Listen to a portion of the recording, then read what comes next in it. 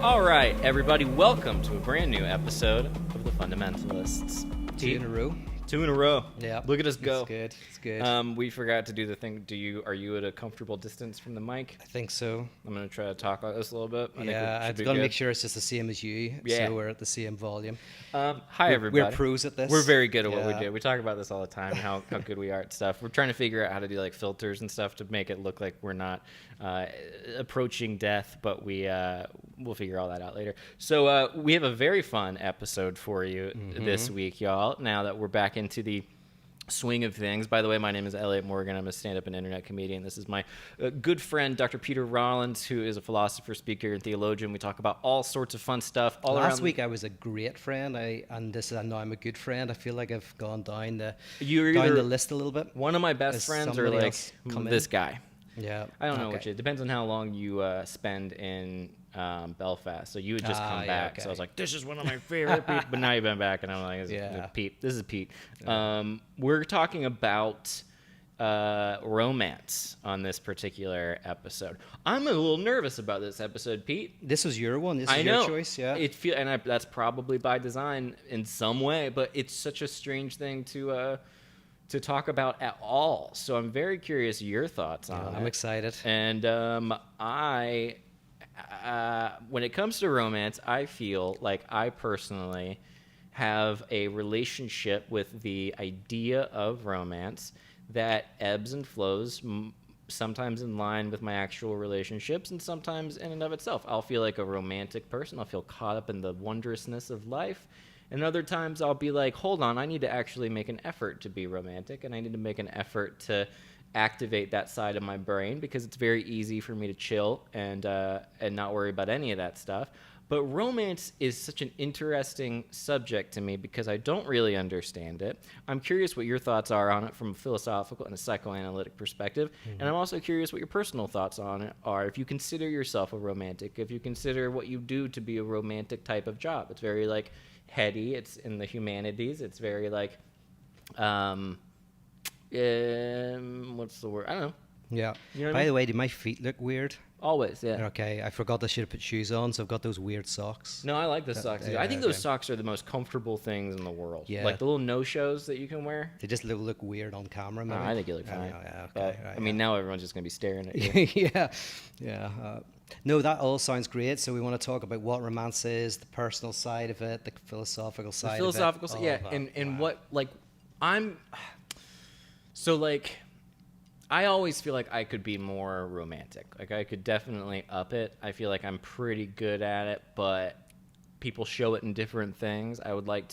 In different ways. I would like to talk a little bit about the 5 love languages. Oh, wow. I don't know what they are, but I'd love to hear them. No.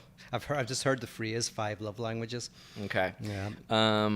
Is one of them gift receiving or gift giving? Yes. Mine's gift receiving. Gift receiving, yes, there you go. That's the sixth Which one. it would be. That's exactly what that means. They say that you speak in usually the same love language that you hear in.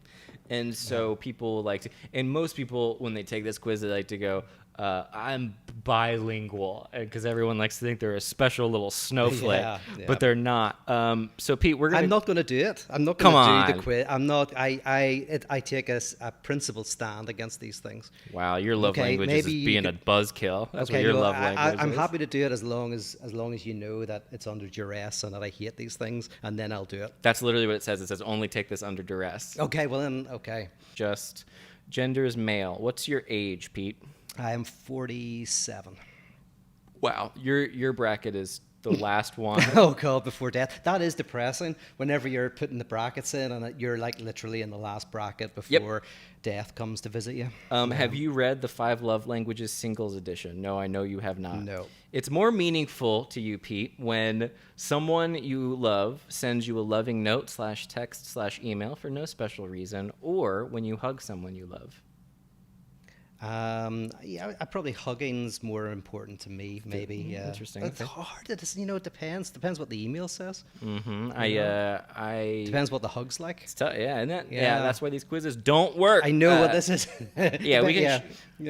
I'm Have I getting a had phone hugs call. recently? Have I not? I'm getting a phone call in the middle of this important quiz. I don't think so. From Carpinteria, California. Ooh. Not today. I'm trying to figure out what my friend's love language is. It's more meaningful to you, Pete, when you spend alone time with someone you love, just you and them, or when someone you love does something practical to help you out. Again, depends the context, but generally These the are first stupid. one. The first I'm not one. gonna- The first one. You the wanna keep first doing one. this? Well, no, I don't. Yeah, this God, is no, stupid. please stop. I can tell you with this. I can spend alone time means it's quality but time. Someone but I quality love. time I like best. Yeah, and someone I love does something practical to help me out is acts of service. There's acts of service, gift giving, words of affirmation, physical touch, and quality time. I think that was all 5 of them. Very nice. Um, What's your love language? Do you know quality your time. love language? Quality time. That's nice. Yeah. Yeah, and I'll 100%. probably be. I mean, I like that, the quality time. And I do appreciate the because I will say most folks, and I think this is a very interesting thing about the 5 love language thing, is it's like a relic of straight up, to my knowledge, it's a relic of straight up evangelical, like Christianity, like old school evangelical Christianity, and it's one of Okay. those things that's carried over into like secular, more new agey world. Everyone's like, "What's your love language?" And I think that's a very interesting thing. It's like a little tether to that world that like people don't recognize it as being a very Christian thing, but it's a guy named Gary Chapman, I think, came up with the whole thing and wrote a book on it, and then of course they quizzified it, like they quizify everything. Yeah. So, Yeah. what are your thoughts on romance? And Okay. if you guys got excited about that quiz sucked. I'm sorry. I know that was a bad one. No, I feel I was a buzzkill there. I apologize. No, you weren't a buzz. Yeah. I would have kept going if that seemed cool. But if I can already tell where your little Yeah. Planko, whatever that game is, What's that? it's a Price is Right thing called Plinko or Planko. Y'all know what I'm talking about. It's a little ball and it goes. Oh yeah, I've played that in Yeah, arcades. if you can see where the quiz answers are going, it's not very fun. Yeah. It's like, oh, okay, that's gonna. Anyway, Yeah. Well, when you said I want to do romance this morning, I thought I wanted to start by trying to give a definition of what romance is. Right. So. good call. I thought you were gonna give me flowers. So here's what I thought. I'm going to give you not three definitions. I'm going to work towards the definition, see what you think. First thing I thought is romance is the art of inflaming desire. Love it. Right. But that's not explicit enough because obviously advertising is about that as well, right? So I was like, okay, romance is about the sexualization of sex, which we've talked about before. Yes. Is right. How do you make sex sexual? You add on to You it. had to add on to it. We can't have sex without sexuality or whatever. That's a concubine. Oh, I don't know. no. Isn't it? A concubine who has sex without sexuality. I don't know, man. I'm reading this book about this dude who was like, straight up like, one of the early ones, he was like in the Hellenistic era and he took a concubine because he felt like having a little bit of sexual pleasure was okay. You just couldn't fall in love. All right. Which Okay. I think is very funny that back in the day it was like, just don't get late. These bitches will get you if you're not careful. I think it's very humorous. But anyway, yeah. Well, okay, but then that's maybe a better definition of seduction. So here's the definition, and I'm indebted to Bruce Fink, who wrote a book called The Can on Love. Very good book on love. Have I met Bruce Fink? No, because Yeah, I haven't met good. him. I never he want was, to. He was my psychoanalyst for a year, and I never met him. I know the name. Yeah. Okay, cool. We never even talked. Really? Yeah, no, we did talk. You talked. That would have been a lot of money for nothing. We didn't talk very much. I mean, Psychoanalysis? You paid a lot of money for nothing? Hey-o. All right. Yeah, you like to short session me anyway. His romance is the art of bringing desire and love into the same location. So. Love that. What a wonderful. That's Bruce Fink's? Yeah, it's kind of like using Bruce Fink in psychoanalysis because this is for Freud the main problem we have, by the way, is we have love objects, we have objects we desire, but it's very hard to love and desire the same person. Yes. So I was thinking that romance is the art of attempting to weave love and desire into the same individual.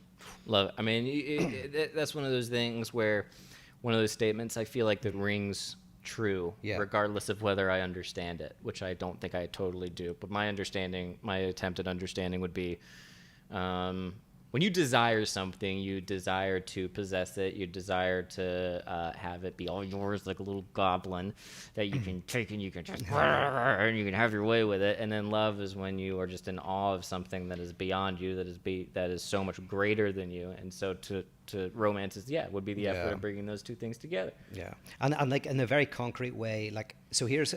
Can I give a couple of examples of where love and desire aren't in the same location, and we can start there. I'm sure we're gonna do a whole episode on this. Yeah, I want to tell you also my favorite romance story, and remind me about that. But so I'll give a typical male example, typical female example, but that you'll find women who are like the male example and vice versa. But you often will find obsessive individuals who they're with their partner, they're married, right? They really love their wives and they'll do anything for them. They value them highly, but they don't enjoy seeing the sexual expression of their partner. They don't enjoy sex. They find it kind of almost like their wife is too pure. And so even the expression of sexuality in their partner is almost, disturbing to them. And if they do have sex with their partner, which they do either through feeling like they should, a duty or an obligation, they can only do it while fantasizing about somebody else or using pornography or something like that. However, they can then desire someone who they don't love, but they get really turned on by, who say is their friend's partner or somebody who they work with, somebody who's impossible to get. Okay. So their sexual desire is over here, their love is in there with their partner, but they haven't woven love and desire together. I love that. Yeah. I have a term that I don't know if other people have used it, but I've shared it in the past with my partner, which is meth hot. That's a great term. About this? No, but it's already a very good You see where this is going. Yeah, there's a type of attraction that some men can have toward meth hot, which is sort of the... it's exactly what it sounds like. It's hot in a way that is a drug-addicted sort of different type of person that I would normally associate. So foreign from what I would associate with. And I've categorized it as that, and it's a type of person that I would not want a relationship. It's the quintessential girl you can't bring home to your parents. Yeah. Now, there's Freud's first way of theorizing this, just as an aside, but is you can talk about mother one and mother two. Mother one is the mother who is completely there for you as the infant and offers you everything you need: sustenance, security, love. And then mother two is when you realize that your mother has desires and sexual desires for someone who's not you, say the partner, and so have kind of betrayed you for someone else, and so you have this dichotomy. And for some people, some guys, they have a dichotomy. They call it the Madonna whore split. Yes. Right. You either see a woman as pure. I couldn't have sex with my wife; she's too pure. And then the woman who is just like pure, like the bad girl who you want meth hot. And a problem for guys who are experiencing that is then how do you weave? What is the art of romance? How do you weave love and desire into the same person? Yep. And for women have it as well, like a typical kind of female thing sometimes you find is the bad boy, right? An outsider guy who is not nice, doesn't love you. You know he's just going to use you, but you can't help but find yourself desiring. And so maybe the woman would say, why can I not find myself a good person? But it's because they can't desire a good person. Now, they can love a good person, but they can't desire a good person. And then who they're desiring, say, this kind of outsider figure, they desire, and they may even think they love, but actually, if it ever went anywhere, they'd very quickly realize that's meth hot for this woman. And again, they're having this struggle of maybe they do end up marrying someone who they really like, but they find themselves weirdly, they don't want to be sexual around. But they find themselves really liking that guy who's an asshole. And again, there's a disconnect between love and desire. They're not found in the same location. I see this all the time. I'm seeing it right now. And I think varying degrees exist in all relationships, of course. And, it ebbs and flows, but there's a show called Married at First Sight, and Oh yeah, you've told me about this. Yeah, and there's one particular couple right now where it's this guy who he's just, this overlaps a little bit with another podcast that I do, Pete. I'm sorry, but I don't Another have philosophical a life. one. Is it another Yes, philosophy it's called Pilot podcast? On. It's heavy on philosophy. Heavy on philosophy. But there's a couple where the guy, I guess, like divulged to the girl that he's got clinical depression, and there's this whole debate being sparked because she's not very attracted to him because he is like quintessential nice guy. He's in touch with his emotions, even the fact that he's aware that he can go through clinical depression, the fact that he's told his new wife that he has clinical depression. To her, on one hand, is like, thank you so much for telling me this, but also I'm not super attracted to a guy who's just like so emotionally connected. And I got on Twitter like a little gossip columnist and was looking at the hashtag for the show, and there's all these people going against this girl for being like, how dare you not be attracted to this guy and not like this guy because he's being honest, he's being so raw with his emotions, and she's just being in defense it's of him, not desirous to her. Like, her desire is not sparked. And there's nothing you can do about that. Like, there's you can't tell someone that like your guy's too nice for you not to be attracted to. Like, that's like the old school. That's like elementary school when girls used to be like, why don't you have a crush on her? And I'd be like, because I don't. And I remember being a kid and being like, that's so weird that you think I can like turn it on. And this was in like 4th and 5th grade. Yeah. No, and it's very rare. Like, this is the crazy thing. It's very rare to be able to bring these two into the same location. That's why this is a great subject for me. It's like, because we can talk about how do we do it? Like, what is the art of romance? Because another thing happens is you can actually start going out with a person that you desire, and you don't necessarily love them, you really desire them, and then very gradually the desire kind of transitions into love, and then the desire begins to dissipate. That's not uncommon. Yeah. And again, that's a problem. Like, 7-year slump, you hear about it in that term. I mean, even they say marriage itself can kind of kill a lot of that. I know that's one of the issues I'd love to talk about. No, I won't talk about. Yeah. I don't know anything about that. Yeah. Oh well, yeah. So I forgot I was married. Oh yeah, I forgot there for a second. Yeah, I did too. Yeah. I was like, what's that relevant? Oh, that was that Elliott from back in the day. Wow, yeah. But anyway, old school Elliott. How do we bring them together, Pete? What's the answer? Also, if you want to pass me some of this prairie. Oh yes, please. Oh yeah. There we go. If you could take me out that book from your bookshelf called it's organic Prairie Organic Gin, folks. Not sponsored by either. That's just what we're drinking. A friend bought me it. I don't know much about it, but well, here we go. Now we're gonna really be able to open up. Yeah, that's what does it. How do we do it? How do we bring forth? Okay, so let's talk. Give two. Maybe I should give 2 examples of attempts of people to bring romance, right? Okay, yeah, okay. Here's 2 examples. Here's a typical kind of male fantasy. It's not exclusively male fantasy, but it's quite you'll find it more in men than women. Is because I'm just thinking about this because I literally read this morning about a public figure who allegedly was caught doing this, and so I know exactly what you're going to talk about. Is that right? Okay. Well, can I give an example? Can I give give the example and see if you're right? My goodness. So there's a public figure who it came to light that perhaps his wife of however many years had been having an affair with, let's just say, someone who does maintenance on a small personal body of water. And when they were fornicating, the man himself would watch. Yeah. Yes, that's it. So that is a common fantasy. Cuck. Actually, I was surprised that people were surprised at this. Going like, yeah, and it's unlikely it was the woman's choice.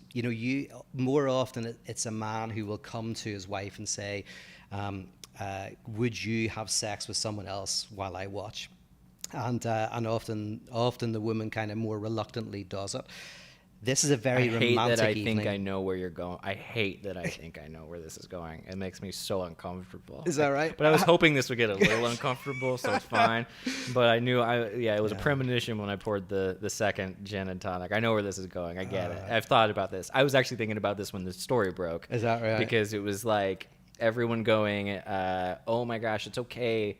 Oh, okay. I also have another thing I want to bring up real fast. Okay. We're talking about Falwell, right? Oh yeah. Okay. Okay. So is that okay? Yes. I mean, Yeah. I think so. I mean, yeah. I doubt he's a listener. He may be. I just feel bad because, to be honest, when I read it, I was like, that doesn't seem fine. Just but I know the issue is he would be judgmental about that when other people do it. So yes, I 100%. actually 100% understand why people are upset. But I do think it's worth talking about how, like, I don't know exactly how to explain this, but I think it is so funny that we live in an age where a story like that can break, and everyone on the internet is just like, it's fine if you do this. Oh, yeah. Like, whatever you do behind closed doors, you're consenting, they're consenting. Whatever gets your rocks off, go for it. Yeah. It's the fact that you're a hypocrite in your everyday life that is terrible. But in my mind, I'm like, I don't know, man. I just think it would be so weirdly disappointing if you had this big grandiose secret that you were holding like this, or that you think is grandiose, and when it's divulged, everyone on the internet is like, yeah, we don't care, we just think you're a piece of shit. That's very I don't know. I think it's very funny, and also probably very frustrating, because I would imagine someone like that expects some sort of big hand of God judgment from the internet, when in actuality it's like, no, just do your thing. But anyway. And by the way, I'm sure, I mean, this is what I want to talk about with the female fantasy a bit, but I'm sure the transgressive nature of it was part of what electrified it. So the fact that that's what I'm getting at. Exactly what I'm getting at. Yeah. So it's kind of annoying if it's not a taboo. It's like the taboo nature. Now, now that we've named him, I can't say what I was going to say. We can cut it out. No, well, I've got a suspicion about his sexual orientation, but I won't go into that. But yeah, no one will have any guesses as to what that might be. Okay, all right. You won't go into it. What could it possibly be?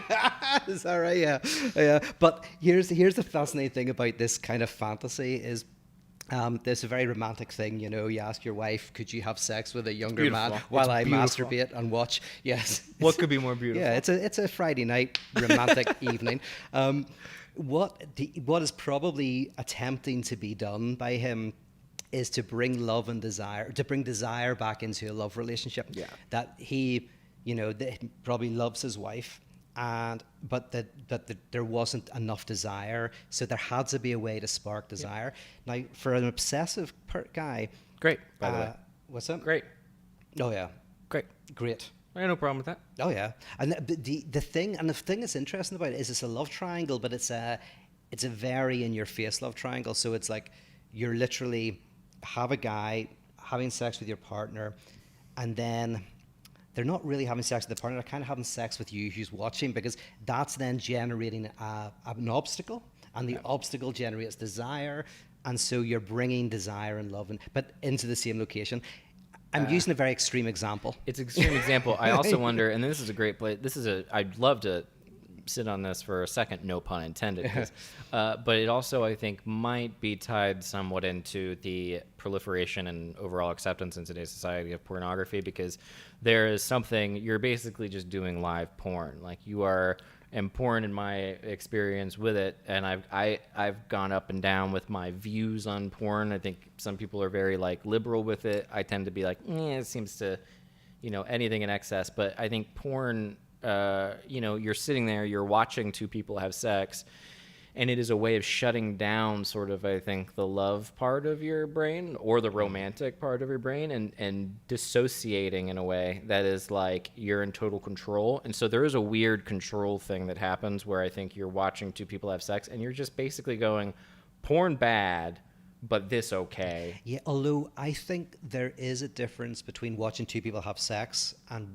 asking your partner to have sex with someone, so... Yeah, no, it's up in the ante, for sure. Yeah, it's up in the ante. And I think for an obsessive individual, it's a kind of way of attempting to, as I say, bring desire back into a love relationship. For a common female fantasy, again, not exclusively female, but a common female fantasy is having sex in dangerous places, right? So that's a common one. Having sex somewhere where you might get caught. And again, that is a type of fantasy in which maybe in a love relationship where desire is gone, that prohibitive dimension, that transgressive dimension is kind of what enables the person to start to desire their love object. I think it's just you're accessing, you're figuring out ways consciously to access that primal kind of thing that you feel if you didn't have, or you would feel if you didn't have all the intelligence that we carry as people. Yeah. Like, right? Like you're walking around and you're like, I'm this person and I have to live in society and I'm doing this thing. And then you're like, how can I get creative and remove these limitations, these taboos behind closed doors? That all makes sense. Yeah. Right? I mean, Yeah. you're getting back in touch with the idea that there's something that you can't have. Mm-hmm. Yeah, I would say like we're talking about in this conversation, which I like, we're talking about one of the most basic things, one of the most basic problems that human beings face. Like it's just one of the most basic, however one does it, good or bad. It's like love and desire often aren't, and potentially never are, symmetrical, never are commensurable, and we're working how we kind of like bring them together as best we can. And there's healthier ways, and I use two funny extremes just to kind of make a point, you know. But the point is, you can see why those two things, the guy who's getting his wife to have sex with someone else, the woman who's asking to have sex in dangerous public places or in toilets in an airplane or whatever, you can see that what they're attempting to do is bring desire back into love. And the other issue is how to bring love into a desirous relationship, but that's another.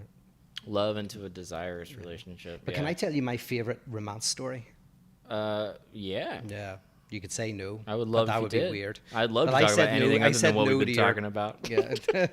I would love to move on. Well, It makes me uncomfortable because I know, as I've said, and I won't keep harping on who it is, but you know, if you have an active imagination, and you know, we can move on. I'd love to hear some. Oh no, story I'd love to hear what you. No, I don't like imagining any of what we've seen or what we've been talking about thus far in regards to who we've been talking about. I just don't think it's a fun thing to think about because, but it's so funny, the pool boy thing. Okay. It's such a funny, just the sheer clichéness of it is like marvelous. Yeah. The fact that it's a pool, it was a pool boy. Like that is a porn. Oh yeah, it's a trope. motif. Yeah, that's right. Motif, yeah. Anyway, yes, Yeah, tell me a that's romance funny, story, Pete. Romance. Romance. Yeah. So the year is 1116. Already hot. Yeah. It's Abelard, Peter Abelard, who is one of the greatest philosophers of his generation. He's got the head. He's a chair of logic in University of Paris. Okay. He's a canon in Notre Dame Cathedral. He's this brilliant mind. What's his name? Abelard, Peter Abelard, and he's 37 years old, and he's very famous, very well known as one of the greatest logicians of his age. And Christian? Yes, yeah. So he's very Catholic? high up in the religious thing, you know. And then and in fact, this is partly what the problem is, because he's kind of, I don't know if he's taken vows of chastity, but he is very much a religious figure. And You definitely more pure, like, you stay away from the, you don't have sex. You don't have sex. Well, he's a canon of Notre Dame Cathedral. I don't know what they vows they've taken, but no sex, pretty much. And then At any rate, sex bad. sex bad, Physical pleasure bad. unless you're married and all Piety that. good. What's that? Piety good. Piety good. Yeah. But then this beautiful woman, 19 years old, who's very, very intelligent, called Eloise. 19? 19. 37 years old, 19? Yeah, 37 and 19, right? So it's, it's the age Ruh-roh. difference. Yep. And she's very smart. Like, she obviously knows who he is. She's gone to Paris to study under him. But he's also heard that she's a very bright and talented student. He's heard that? Yeah. So he kind of, kind of realizes quite quickly anyway that she's very brilliant. He's the one who said, I keep getting older, but they stay the same age. You know that quote? No, Matthew he said McConaughey. that. That's a great. He said that. Matthew McConaughey. Right? Said, Yeah. I keep getting older, they stay the same age. Yeah, that's a very male thing. Yep. So yeah, they fall in love, like head over heels in love. He wants to marry her, but she doesn't want to get married, and she's partly saying something that you mentioned. She says, "Oh, like basically, why marry and destroy the love?" But she mostly just doesn't want to ruin his reputation. If it all got out, people would be very shocked. She doesn't want to ruin his reputation. Yeah. Maybe she just doesn't like him that Maybe much. maybe she wants the power to control his reputation. Yeah. Well, also these two are like the fact that it's a prohibited relationship. They're both loving, right? And she's Right. getting, so she doesn't want to finish that. That's definitely what's called jouissance, is where you start to enjoy the not having. You like foreplay really, but the pleasure of not getting, and it generates. So it just gets so explosively powerful, this sexual desire and this love, right? It's right there. Eventually, it kind of starts to get out because it's obvious that something's going on. And then her uncle finds out. This guy Flaubert, I think his name is. So this uncle finds out. He tries to stop the relationship, doesn't work.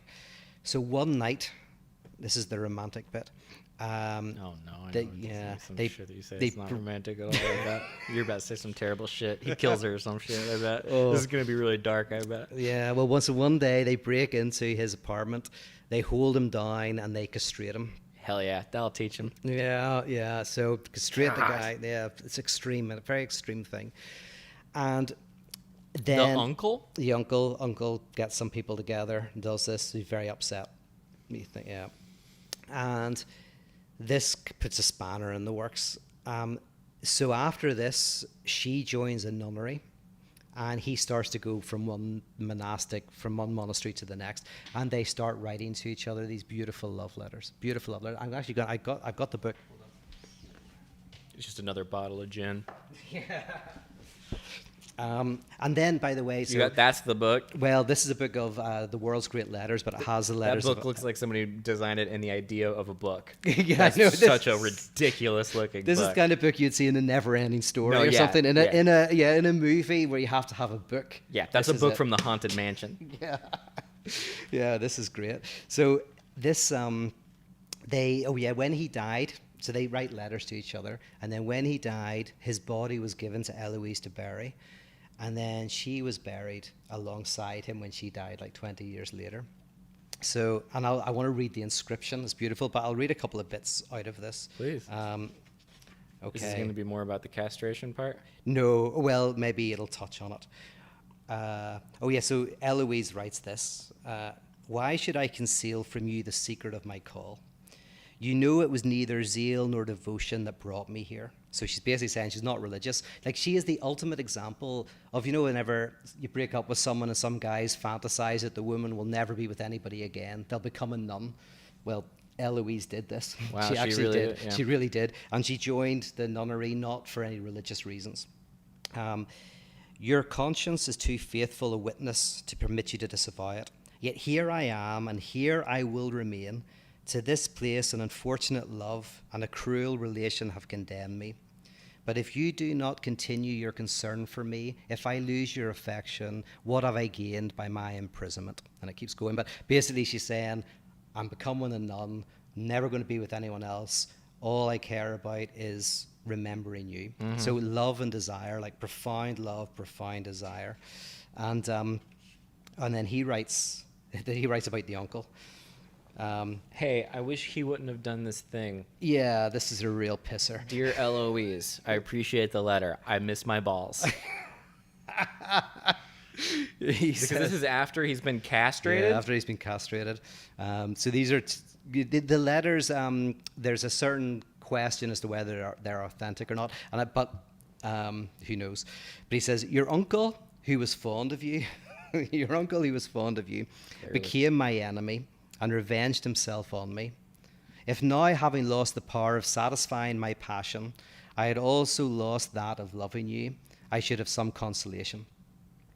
My enemies would have given me that tranquility which Oregon promised with a crime. How miserable am I? I find myself much more guilty in my thoughts of you, even amidst my tears, than in possessing you when I was in full liberty. I continually think of you. I continually call to mind your tenderness. So he's basically saying, like, I so hoped that when they castrated me, they would also take away my desire, but they didn't. The desire is as strong as ever. So they write these letters. Eventually, Did they never have sex? no, I don't think so. It was pure, like they. God. Well, the sex became not having sex. Yeah, So they yeah, had yeah, sex. sure. They had the best sex. Sure. Yeah, well, the best sex is not Sure. having sex. That's the trick. That They don't seems know like that somebody who trick. hasn't That's had sex. So that seems like somebody who's been castrated by their girlfriend's uncle. So here's what's said on the tombstone. Here, under the same stone, repose of this monastery the founder Peter Abelard and the first abbess Eloise. Hitherto in study, genius, love, inauspicious marriage and repentance. Now, as we hope, in eternal happiness united. I think that's beautiful. It's because actually incredibly beautiful. it's a very tragic and beautiful. Very bonkers tragic and bonkers humans are crazy. Yeah, Humans yeah. are out of their minds Yeah. crazy. Like, that's so nuts. But also just Have you ever done anything like that for Grace? Got castrated? No, I've been castrated for so many years. Yeah. There was no, it's already been done. But yeah, I mean the language that they used to speak back then is so beautiful in and of itself Oh, yeah. that you could be saying anything, but Yeah. it's like, how do you even? This is, we talk with such bluntness now that like that kind of thing it's so, even hearing the words on a phonetic level is has its like.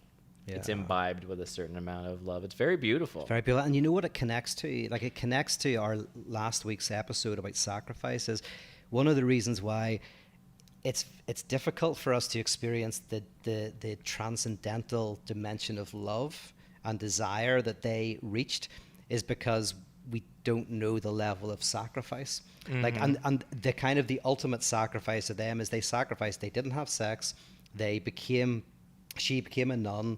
He was castrated, and that the level of that sacrifice, what it actually did weirdly is it created a depth of pleasure in the suffering, exquisite suffering, and they probably experienced a romantic event that few people have experienced. Yeah. It is possible, and we do experience it a little bit in contemporary society, but I think it's hard because there is you can have sex when you want. There's no lack of prohibition, lack of transgression. It desexualizes sex, Yeah, there's a real bummer that's happened. I've come to the full support of is the promiscuity, the stock price has gone down. I think on a lot of sex and a lot of relationships because of just the ease of everything else in life. Like, it's the same as everything else. We can get from point A to point B in life is so convenient that we've, I think, lost the ability or the necessity to give of ourselves and to learn what it feels like. But I also, with people like that, it reminds me a little bit of the Romeo and Juliet thing. I'm a sucker for Romeo and Juliet. That shit is so romantic. And that's all about crazy. sacrifice, and that's all about impossibility. It's all about transgression. All of those elements are in Romeo and Juliet, and that's what makes it incredible. They barrel forward with it because of this, like, all-encompassing love. It's so beautiful, but yeah, that's so crazy. I would like to hear the letter from the uncle. I'd like to hear I want to see the notes app that the uncle has where he's like, listen, I know I shouldn't have castrated you.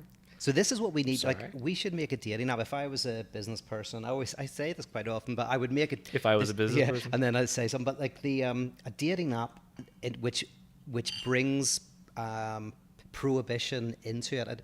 You'd have to figure out how to do it. But because I talked to. I have a couple of friends. I was on their podcast. It's called, what's their podcast called? The Bachelor. It's about The Bachelor. But we were talking about how in The Bachelor, very few of these people who get together actually end up together. But there's a couple of exceptions. And the exceptions are often whenever something didn't work and someone got booted off the show and then the other person then went and pursued them. And I actually was talking to someone who had used Twitter, and what happened is, if I get this right, they said no to somebody on Twitter, so they swiped, and then they Twitter met or them, Tinder? You mean Tinder? or Tinder. That's right. Sorry, Tinder. They swiped on Tinder. I think maybe even they swiped yes, but they had a couple of conversations. The whole thing died. And then by pure chance, they met this person at this bar, and the person was leaving the country for a month. So they had this brief encounter, right? And then they were leaving the country. And that's what sparked off the desire and that sparked off the relationship. Because the reason why it died on Tinder is because there was no prohibitions back and forth. They meet in this bar. He's going away for a month. It's just like we're only going to have 1 hour together. Then the desire sparks. Then they communicate while he's away, and then they get back, and the relationship happens. Because the one thing that was missing from the Tinder thing was a prohibition. Love it. It's so fun. Once it's and you can try to force it, and it won't happen. Yeah. And then when it does happen, you're like, okay, I get it. It's romance in general does feel a little bit like a breeze that kind of comes through, and if the timing is right and 2 people are in the same area, then it can work out great. But if you obsess over it and you become almost like a romantic, then I think it doesn't. Which I also see in a lot of these reality TV shows, is these dudes and these girls that they have such a defined image of what something should look like, what something should be like, that they use their experiences to either fit or not fit their ideas, and it usually ends in disaster. Yeah, I mean, especially because a lot of these shows, everybody's pretty perfect. Now, the example you used was different. The guy was admitting to being depressed, but often these people, they look beautiful. They seem like they've got their lives together. And Lacan, the psychoanalyst, he said that basically you can't love someone who's perfect. You can desire someone who's perfect, but you can't love someone who's perfect. And so we've talked about how to get desire back into love, but then the other issue is how to bring love into desire. And Lacan beautifully says in the Seminar 8, I think, love is giving someone what you do not have. And what he means by that is... Isn't it love is giving something to someone you don't have, so that they don't... Isn't it longer than that? Yeah, well, there's a few he kind of says it a few times, and one of the times is love is giving something you do not want to love is giving something you do not have to someone who does not want it. Basically. Wonderful. Yeah, yeah, and that is brilliant. Let's look at that quote. So you're giving something you do not have, because when you say you love someone, you're saying, I have a lack, I am incomplete. And not that you complete me, but that my incompleteness is related to you. Yeah. You make my incompleteness, and you exacerbate it, and you somehow make it bearable. So whenever you say to someone, I love you, the first time you say I love you, it's very dangerous, because you're saying, I am lacking, I have a lack, and that lack is related to you. So you're giving something you do not have, your lack, to someone who doesn't want it, in a sense, because the last thing we want is, someone's weakness. Sometimes you kind of want someone's strength, you want someone's power, whatever, but love is when actually you enjoy the weakness of the other. You actually can bear it. They can bear your lack, and you can bear theirs. That's love, yeah. That's love. Well, I mean, that's because that's what you are as a human. Otherwise, you're just loving. Otherwise, it would be either lust or conquest, I guess. Yep. Right? Yep, that's it. Lust is kind of the opposite of love in that way, where there is no lack. You kind of like see the other as a type of fulfillment of yourself. And, Wonderful. I keep thinking about when, because I only relate it to the current relationship that I'm in, but I remember being so vividly. I remember landing in Vegas when I think were already there, and it was me, you, and Curtis. And I remember the message came in from the text came in from Grace. Was like, okay, I'm on my way because the whole trip was me inviting her, and then she canceled for some odd reason, and then on a whim decided to come. And I remember turning to Curtis and being like, if this girl comes to Vegas to hang out with me, I'm going to be with her a lot. I'm going to go hang out with her. And I felt bad, but also not bad at all. Yeah, I was completely like, you're gonna be mad at me, and I'm gonna deal with that because I know you came to Vegas. We're gonna have a good time. Bye. And that's exactly what happened. Yeah. You disappeared. Guys, I disappeared. We saw each other a little bit. Then Grace didn't know either. She wasn't trying. She felt bad, and then I was like, well, no, it was great for me because I don't like spending much time with you, so I was perfect. Well, I know. I went I and can played tell. poker. Yeah, but I mean, that was like a version of a romantic. But yes, because there was like obstacle. She wasn't coming. Was she coming? There was a big gesture of sacrifice on her part.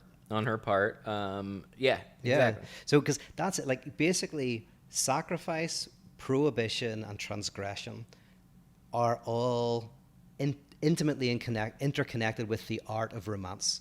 And if we define the art of romance as weaving love and desire in the same individual, then there's some way of bringing sacrifice, prohibition, and transgression in.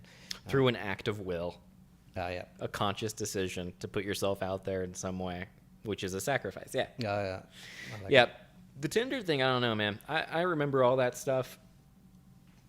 I don't have much of a hard opinion on it. Like, I honestly think these days, I guess I do have an opinion. I guess this is kind of a sad thing, but I think you can nail a certain level of romance on Tinder and I mean, my relationship started by sliding into somebody's DMs. It happens.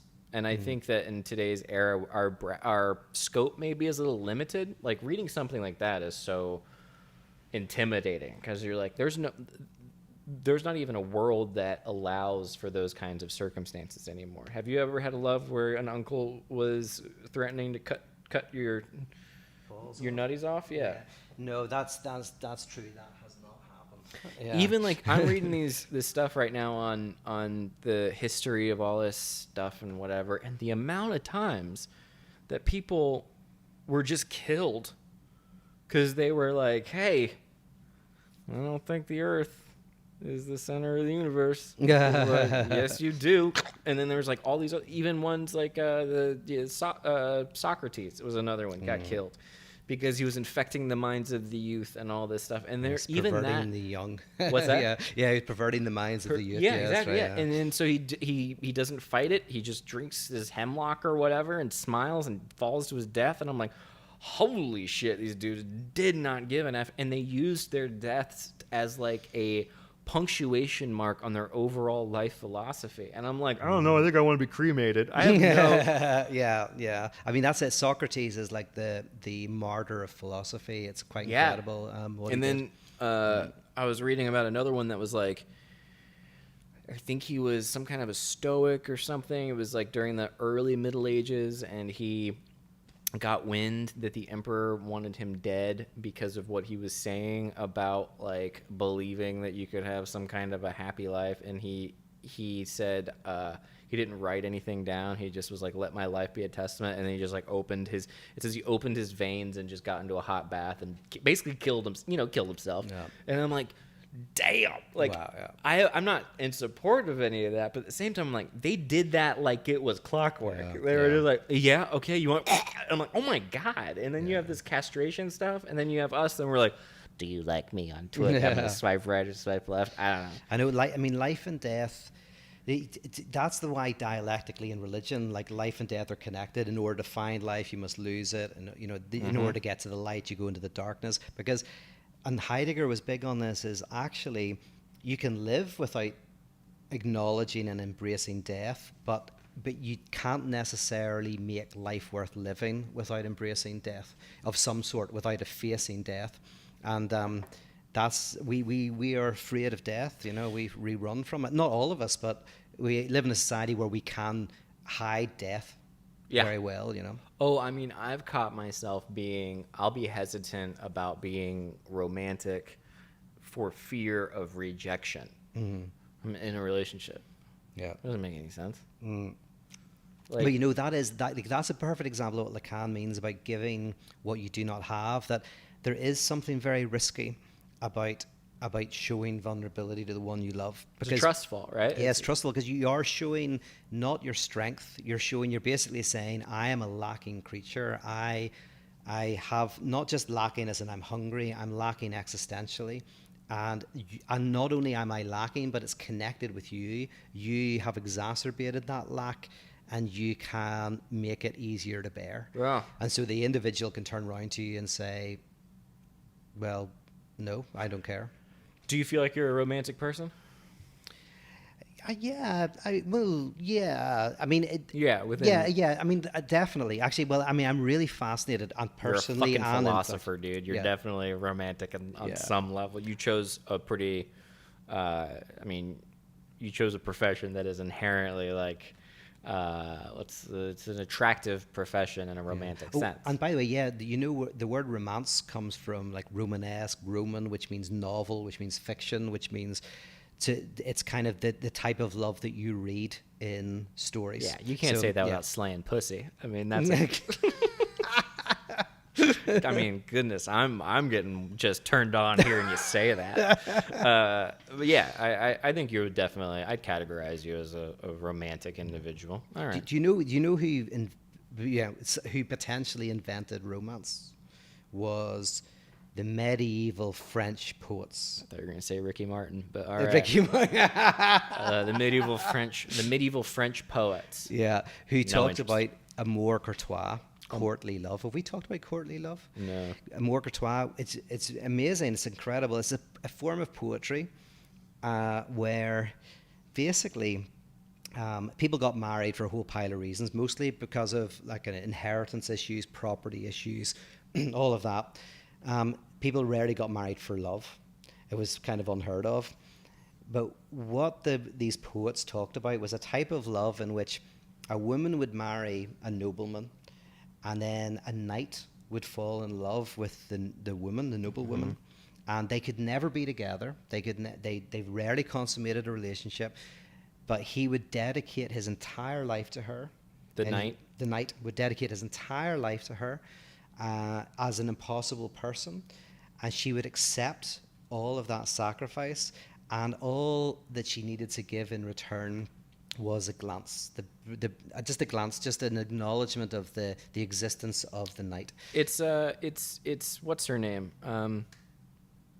The historical documentary Game of Thrones has what's her name? Shot in Northern Ireland, where I'm from, Northern where Ireland. I'm born and raised, and we even might want to move back to it someplace. No.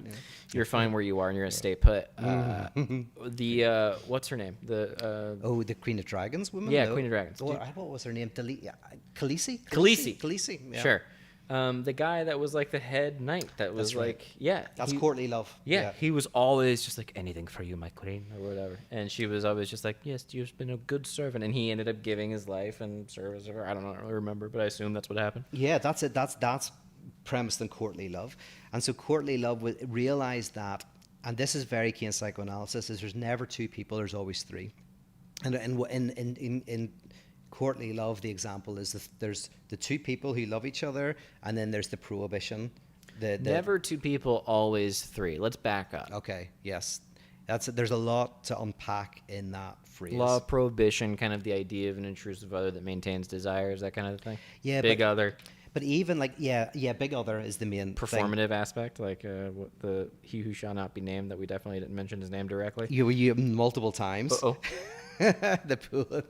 Yeah. Row, but yeah, I mean a third part. Yeah, okay. Yeah, and also like at a very basic level, because the big other's the big main one, but you know, when you're loving someone, like that, your parents are in the background, your relationship with your mother is in the background. There's, you know, so there's never just two of you. It's never just you and the other one. You are even in yourselves products of. Yeah. And if there was only two, there wouldn't be the development of desire. There's a third. So courtly love had a very sophisticated way of almost inventing romance.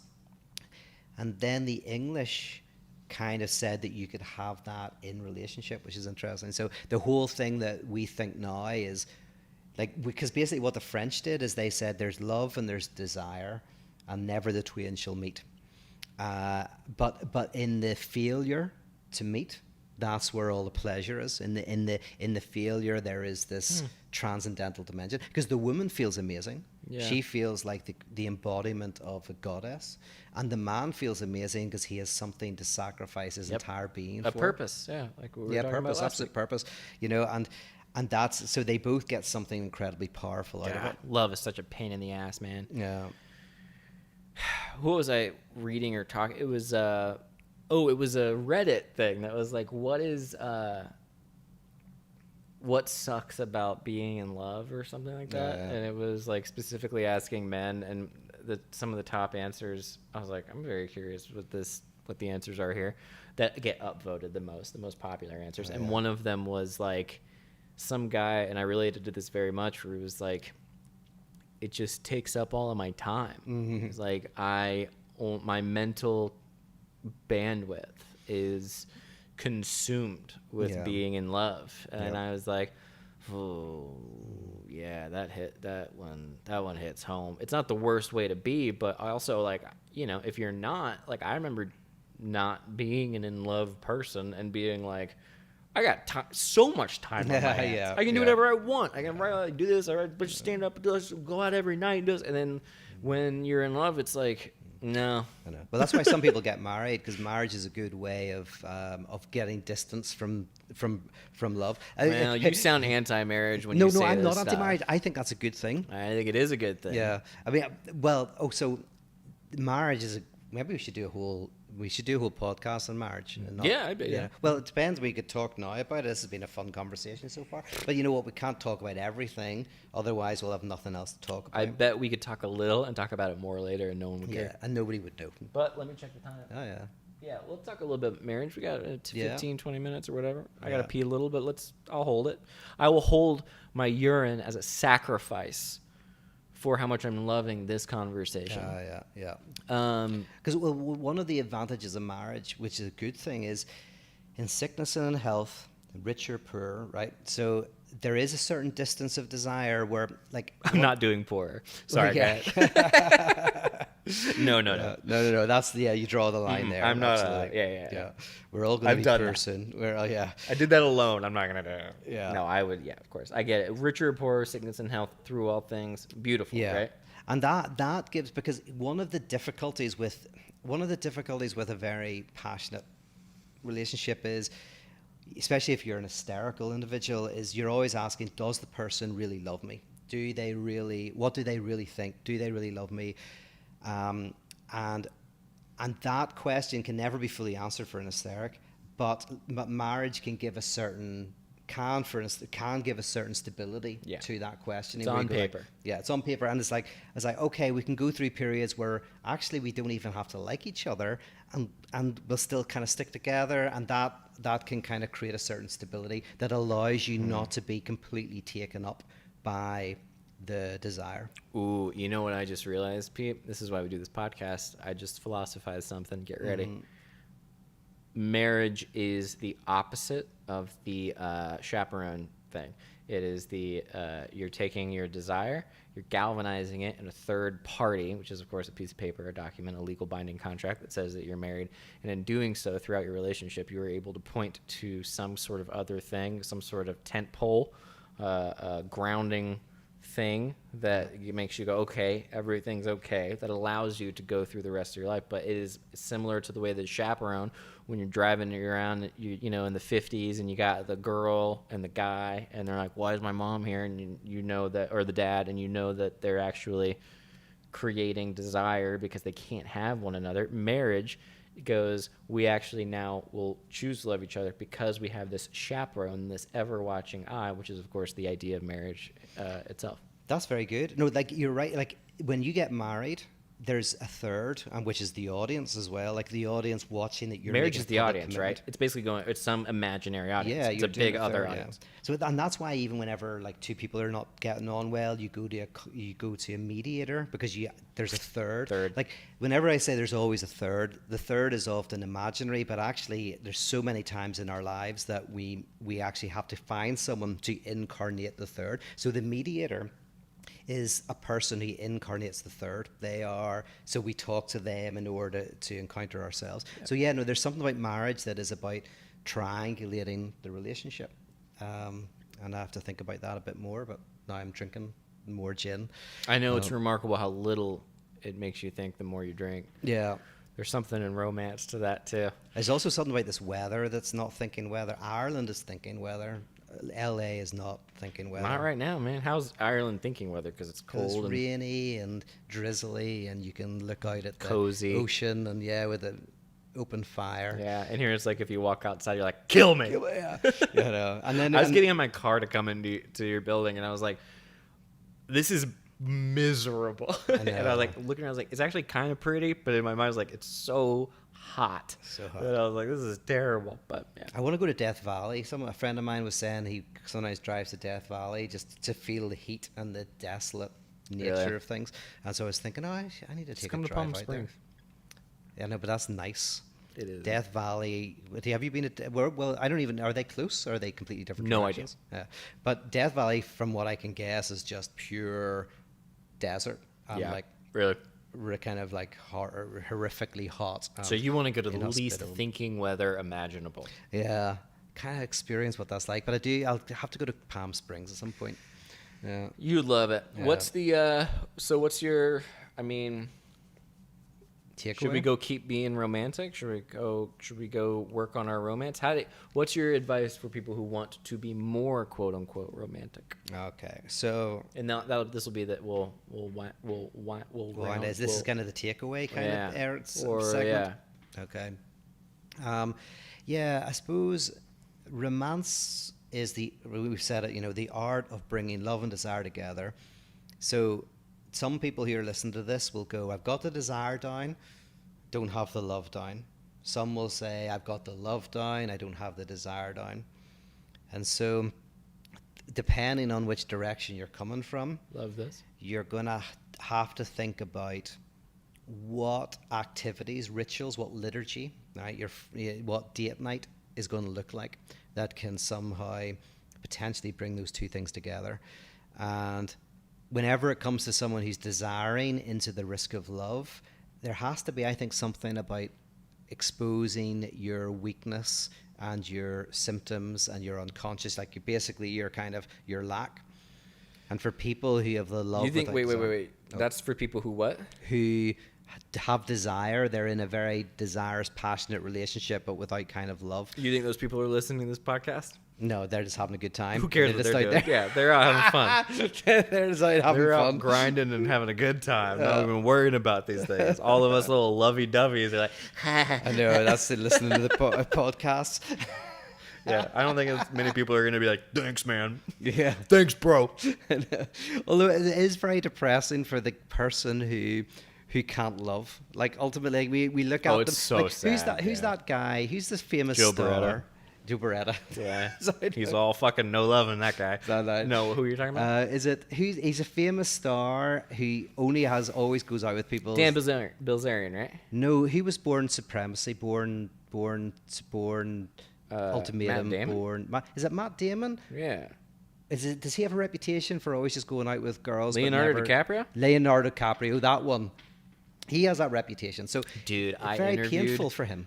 I interviewed once a supermodel who was dating him at Wow. the time and was panicking because I was like, She's going to really fancy Leo me. might How show. am I gonna cope with that if she stalks me? similar, but no. I did get she was very nice.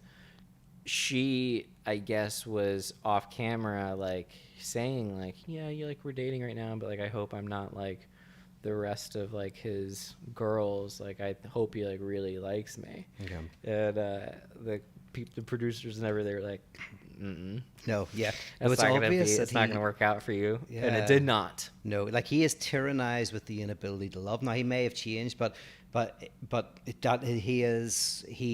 seemingly from the outside, yeah. And it would be deeply painful for him. Now he won't feel the pain. Like he might have a despair that he doesn't realize he's in despair, but the despair is there. Yeah, I do wonder though sometimes if the universe just drops people into existence that are beyond the scope of realizing their own lack. Yeah. Oh yeah. 'Cause I have a feeling Leo's doing pretty good for Yeah, himself. he's probably doing all right. I mean, Absolutely. it is Dan Bilzerian though would be a more sort of colorful representation Who's of that that? guy, like ultimate id. What's his name? Dan Bilzerian. Oh, he's the guy you put me on to, the weed guy. Incredible. Oh, that was amazing. Right? I had a great day looking at his Instagram. Dude, Oh. I follow him. I think I unfollowed him because I was like, this can't be good for me on some level, but I was like, he's the and there are women, and the reason I got turned on him is because I'm so glad I said that the correct way and I didn't mess up. I'm so glad I said turned on to him and not turned on by him. But although I love the fact that you said that, which means we all knew what you were thinking unconsciously. It is absolutely, yeah. Yeah. But I'm sorry. Yeah. Which, by the way, that is a good Freudian slip, because there is something. I'm just noticing it. The fact that I noticed it wasn't a Freudian slip is a Freudian slip, yeah, and or power praxis, yeah. But the reason that I think that's very clever is because there is something libidinally invested in looking at his Instagram. I mean, it really is. I will never not say that the like alpha dude with the muscles who knows how to throw a football and gets all the girls, there's always going to be a part of me that wishes I was that guy. And I do not want to intimidate you. Like, I don't want to. And I'll let you know if that happens. Okay, right. I will be like, I so can't believe it. But yeah, Dan Bilzerian is sort of the I've heard. The reason I found out about him was because during some auditions, and I heard some people and whatever, people were auditioning for a reality show, and they were like, "What do you want out of a guy?" And this one was like, Dan Bilzerian. Like, I want, like, the thing that I think dudes who are maybe more romantic, maybe more beta would be the most simple way to put it, but like us, more emotionally. Yeah, speak for yourself. I know, right? Forgive us. Forgive us, peons. But, like, we like to think that, like, it's, you know what it is? It's like the dudes who vroom their engines real loud when they, like, drive past. Yeah. I thought for the longest time. You a little bit of pee comes out whenever you hear that, isn't it? Yeah, but always, that's a medical condition. But for the longest time, I was like, girls aren't really into that. Like, girls don't like that. There are girls who like that shit. Have you seen Sunset Boulevard? I've seen a little bit of it. Yeah, Helen's very into it, and it is quite addictive. Those women would be into that guy. Exactly. Yeah. There are girls that they are, and that plays into make it full circle, the meth hot thing, which is like that. It's a version of hot that I have absolutely no interest in, other than being like, okay, that makes me uncomfortably pee a little bit. Yeah, is the coded language I'll use. Yeah.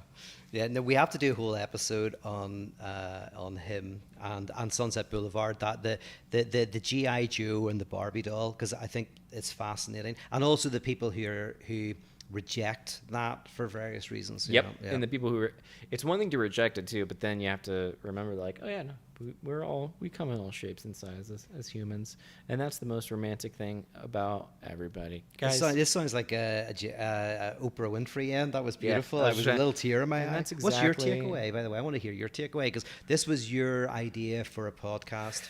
I had no idea where it was going to go. I love it. I think we could do more on it. My idea on romance is I agree entirely. The junction of love and desire, when you can find that, is perfect. I think it takes effort. I think it takes waiting. I think it takes chance.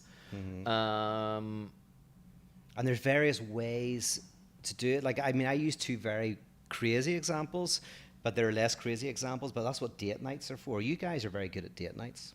Well, my girlfriend is. Holy shit! Did you see what she did? I saw like a little Instagram clip, and that's like, it made me angry. It had the opposite effect, because I was like, what the? It's still. She turned the whole room into it was like heaven. It was like a cloud. Yeah. And then we did this painting thing, and I was like, my brain doesn't even remotely work that way.